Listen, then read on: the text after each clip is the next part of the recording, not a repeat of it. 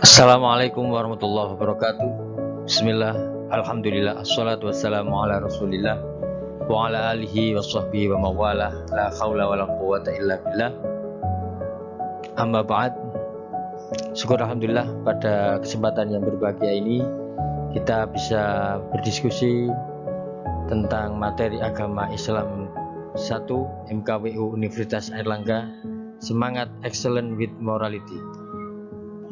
Tema kita pada hari ini adalah mengintegrasikan iman, Islam, dan ihsan dalam membentuk insan kamil.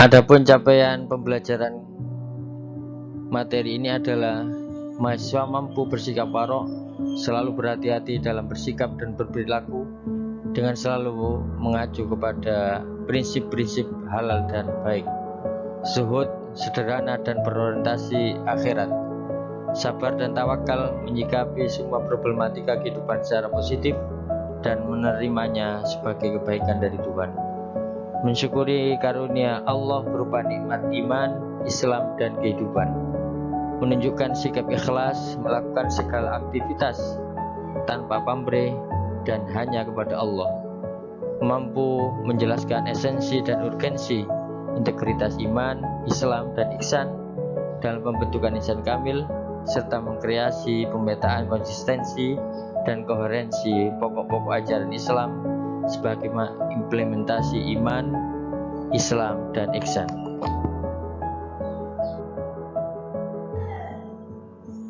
Sebagai perenungan, kami ingin berdiskusi dengan adik-adik mahasiswa yang terkait satu, buatlah uraian koherensi antara zakat, zikir, dan iktikaf sebagai bagian dari hablum minallah dengan kerja-kerja sosial sebagai bagian dari hablum minannas. Yang kedua adalah susunlah peta konsep iman, Islam, dan ihsan dalam hubungannya dalam membentuk insan kamil. Untuk melengkapi materi tentang hablum minallah dan hablum minannas, kita akan mengetahui sebuah kisah seorang ahli ibadah yang mulia. Ada ahli ibadah yang bernama Abu Hasim yang kuat sekali tahajudnya. Hampir bertahun-tahun dia tidak pernah absen melakukan sholat tahajud. Pada suatu ketika saat hendak mengambil air wudhu untuk bertahajud, Abu dikagetkan oleh sesosok makhluk yang duduk di pinggir sumurnya. Abu bertanya, "Wahai hamba Allah, siapakah engkau?" Sambil tersenyum, sosok itu berkata, "Aku malaikat utusan Allah." Abu Hasim kaget sekaligus bangga karena kedatangan tamu malaikat mulia. Dia lalu bertanya, "Apa yang sedang kamu lakukan?" Malaikat itu menjawab, "Aku disuruh mencari hamba pecinta Allah." Melihat malaikat itu memegang kitab tebal, Abu lalu bertanya, "Wahai malaikat, buku apakah yang kau bawa itu?" Malaikat menjawab, "Ini adalah kumpulan nama hamba-hamba pecinta Allah." Mendengar jawaban malaikat, Abu bin Hashim berkata dalam hati, namanya ada di situ. Maka ditanya malaikat itu, "Wahai malaikat, adakah namaku ada di situ?" Abu berasumsi bahwa namanya ada di buku itu, mengingat amal ibadah yang tidak pernah putusnya, selalu mengerjakan sholat tahajud sepertiga malam, berdoa dan bermunajat kepada Allah Subhanahu wa Ta'ala di sepertiga malam. "Baiklah, aku buka," kata malaikat sambil membuka kitab besarnya. Dan ternyata malaikat itu tidak menemukan nama Abu Hashim di dalam kitab.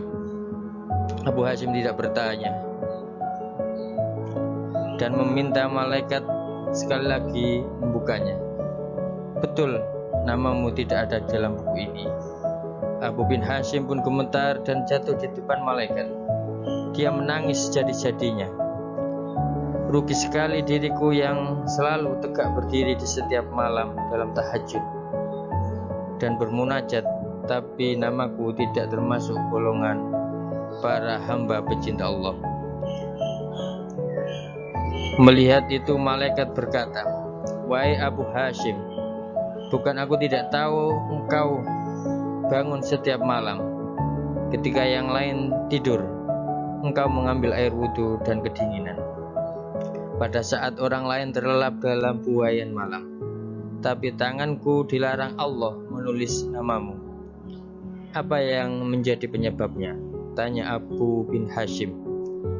"Engkau memang bermunajat kepada Allah, tapi engkau pamerkan dengan rasa bangga kemana-mana dan asyik beribadah memikirkan diri sendiri. Dikatakan dirimu orang yang sakit, di kanan kirimu ada orang yang sakit atau orang lapar, tidak engkau tengok dan tidak engkau beri makan. Bagaimana mungkin engkau dapat menjadi hamba pecinta Allah? Kalau engkau sendiri tidak pernah mencintai hamba-hamba yang diciptakan Allah," kata malaikat itu. Abu bin Hashim sendiri disambar petir di siang bolong. Dia tersadar hubungan ibadah manusia tidak ada hanya kepada Allah semata, yaitu hablum minallah, tapi juga kesama manusia, hablum minannas, dan alam. Dari kisah di atas kita bisa mengambil kesimpulan bahwa hablum minallah, hubungan kepada Allah Subhanahu wa taala melalui ibadah, ritual, harus bersimultan, harus bersinergi dengan hablum minannas, yaitu ibadah sosial. Kita tidak bisa mengatakan bahwa ibadah ritual itu di atas segala-galanya dan ibadah sosial berada di bawah levelnya. Karena ketika kita beribadah kepada Allah Subhanahu wa taala, tentu kita akan berhubungan dengan makhluknya. Ketika kita berbuat riya, maka tentu pameran kita, kesombongan kita itu berhubungan dengan manusia. Karena itu marilah kita berdoa kepada Allah Subhanahu wa taala. Mudah-mudahan kita bisa mengambil pelajaran dari kisah ahli ibadah yang rugi. Sebagai akhir dari pertemuan kita hari ini, kami berharap pada mahasiswa untuk melakukan review mata kuliah. Yang pertama adalah, mungkinkah manusia pada umumnya mencapai insan kamil? Kalau tidak, mengapa? Kalau mungkin, bagaimana cara menggapainya? Demikian beberapa hal yang bisa kita aturkan terkait dengan integrasi iman, Islam, dan ihsan dalam membentuk insan kamil.